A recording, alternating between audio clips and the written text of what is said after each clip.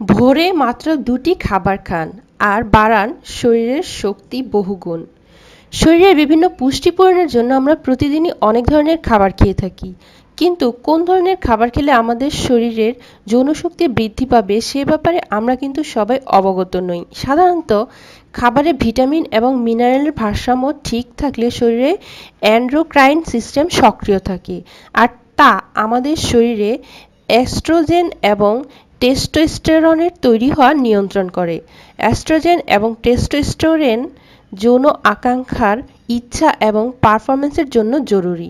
যৌন মিলনের ইচ্ছা তৈরিতে অনেকটাই নিয়ন্ত্রণ করে আমাদের খাদ্য। আসুন তবে জেনে নিই এমন কয়েকটি দৈনন্দিন খাদ্য সম্পর্কে যা আপনার শরীরের যৌনশক্তি বাড়াবে বহুগুণ। দুধ। বেশি পরিমাণে প্রাণীজ ফ্যাট আছে এই ধরনের প্রাকৃতিক খাদ্য আপনার যৌন জীবনের উন্নতি ঘটায়, যেমন খাঁটি দুধ, দুধের সর, মাখন ইত্যাদি।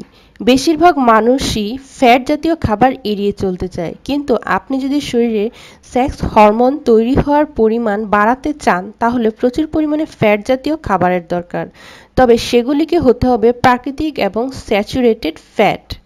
ঝিনুক।